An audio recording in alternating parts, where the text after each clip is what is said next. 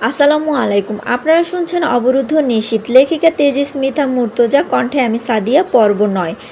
যেই রহস্যটাও এক প্রকার রহস্য যেন। সে কাঁদছে না, একটুও না, অথচ অপলক চেয়ে আছে নিথর চোখে আখির মুখের দিকে।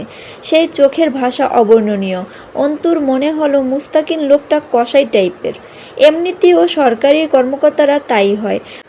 মুস্তাকিন একটু আখির ভাই সোহেলকে ডাকল। সোহেল এক দৃষ্টিতে বোনের লাশের দিকে চেয়ে আছে, আর চোখে পানি নেই। সেও শুধু তাকিয়ে আছে। মুস্তাকিনের ডাকে এগিয়ে গেল। মুস্তাকিন কোনো রকম শিরোনাম ছাড়া প্রশ্ন করল, কবে ফিরেছেন দেশে? সোহেল আনমনে ছিল, একটু ঝাড়া মারল যেন নিজেকে। হাঁ, এই তো 4 দিন হলো। কোন দেশে থাকতেন? দুবাই। কী কাজ করতেন সেখানে? রাজমিস্ত্রি, শাটারিংয়ের কাজ করতাম। আখিকে লাস্ট কবে দেখা গিয়েছিল বাড়িতে? খানিকক্ষণ চুপচাপ মাটির দিকে তাকিয়ে থেকে বলল, চাঁদনি বলে, সপ্তাহখানেক আগে। নিজেদের সামলান এবং আমাদের সাহায্য করুন তদন্তের কাজে। এভাবে কান্নাকাটি করে কোনো রকম বিচার পাবেন বলে মনে হয়? শক্ত করুন নিজেদের। এক প্রকার ভয় খেলে গেল সোহেলের চেহারায়। না স্যার, কোনো বিচার লাগবে না তো। আমরা কোনো বিচার চাই না। আপনি খালি আমার বোনের লাশ দেন, বাড়ি নিয়ে যাই। কারো বিরুদ্ধে অভিযোগ নাই আমাদের। মুস্তাকিন ঠোঁটে ঠোঁট গুজে নিচে তাকালো। কেউ হুমকি দিয়েছে আপনাদের? সোহেল মাথা নাড়ল। না না, হুমকি দিবে কে? তাদের কথোপকথন ছাত্রছাত্রীরা শুনছিল। মুস্তাকিন দূর থেকে জয় ও হামজার দিকে তাকিয়ে জিজ্ঞেস করল, কাউকে সন্দেহ করছেন? সোহেল আবারও দ্রুত মাথা নাড়ল। না। কণ্ঠস্বরে প্রাণ নেই, নিষ্প্রভ গলার স্বর। মুস্তাকিন বাম হাত পকেটে গুজে বলল, এসে থেকে শুনছি সকলের ধারণা কাজটা পাটোয়ারি পরিবারের 2 ছেলে করেছে। আপনাদের কি ধারণা? সোহেল দ্রুত জবাব দিল, না না স্যার, ওনারা কেন করবেন এই সব? ওনারা তো সব ঠিক করে দিতে চাইছিলেন। আমরাই উঠি নাই বাড়ি থেকে। এখন চলে যাব, ঝামেলা মিটে যাবে। অগোছালো অযথাচিত কথা সোহেলের। বোনের মরদেহ পড়ে আছে বিশ্ববিদ্যালয় প্রাঙ্গণে। তারা বাড়ি খালি করার স্বীকারোক্তি দিচ্ছে। চরম ঘাপলা বিষয়টায়। অথবা সহজও বলা চলে, খুব বেশি ভয় পেয়েছে হয়তো, অথবা কিছু লুকানোর চেষ্টা, গা বাঁচানোর চেষ্টা। মেয়েটা গণধর্ষণের শিকার এবং ধর্ষণটা অপ্রকৃতস্থ কারো ধারার সংঘটিত হয়েছে। আখির দেহ তাই বলছে। মুস্তাকিন গিয়ে হাঁটু ভাঁজ করে উবু হয়ে বসল চাঁদনির পাশে। জিজ্ঞেস করল, আখি কবে থেকে নিখোঁজ ছিল? চাঁদনি ঘর্মাক্ত মুখটা মুছল মসলিন শাড়ির আঁচল দিয়ে। সপ্তাহখানেক আগে। দুপুরে স্কুল থেকে বাড়ি আসছে। টেস্ট পরীক্ষা চলতেছে, এসএসসি। বিকেলে বাইর হয়ে গেল কোচিংয়ে যাওয়ার জন্য। এই তো ফিরে আসছে স্যার। অন্তুর কলিজায় মনে হলো সজোরে এসে একটা তীর তীব্র বেগে গেঁথে গেল। এই তো ফিরে আসছে স্যার। মুস্তাকিন উঠে দাঁড়িয়ে রশিদকে ডাকলো, এই দিকে আসুন। জি স্যার। রশিদ এগিয়ে এলো। মুস্তাকিন তার হাত থেকে ফোনটা নিতে নিতে বলল, যত দ্রুত সম্ভব তদন্তের কাজ শুরু করুন। বডিটাকে ফরেনসিক ল্যাবে পাঠাবার ব্যবস্থা করুন। As soon as possible. Rashid মাথা নাড়ল। আবার বলল, কিন্তু স্যার, গার্ডিয়ানরা তো লাশ বাড়ি নিতে চাচ্ছে, খুব জিদ ধরে আছে। কোনোভাবে তারা লাশ কাটাছেঁড়া করতে দেয়া রাজি না। আপনি একটু কথা বলুন ওদের সঙ্গে।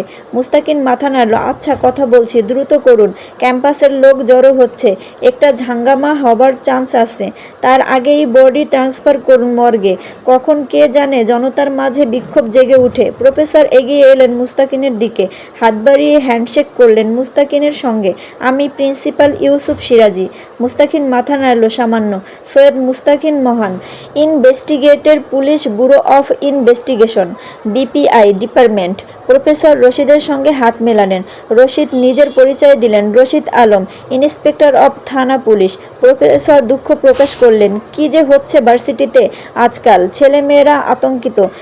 কারা এসব করছে কে জানে। মুস্তাকিন কথার মাঝখানেই ফোন কানে ধরে অন্যদিকে চলে গেল। রশিদ প্রফেসরের কথায় অনিচ্ছাকৃত হু হা ঘাড় নাড়তে থাকলেন। মুস্তাকিনকে দেখে হামজা উঠে দাঁড়িয়ে হ্যান্ডশেক করল। জয় কোনোমতে মাথা তুলল। Good job officer. মুস্তাকিন সামান্য হাসল অদ্ভুত ভঙ্গিতে। Thank you. এরপরেই হুট করে বলল, লোকে আপনাদের দিকে আঙুল তুলছে, আপনাদের কি খেয়াল? হামজা হাসল। আপনি তুলছেন না আঙুল? আমি আমজনতার থেকে খানিক আলাদা বলা চলে, নিজের পেশার খাতিরেই। প্রমাণ ছাড়া আঙুল তুললে চাকরি থাকবে না।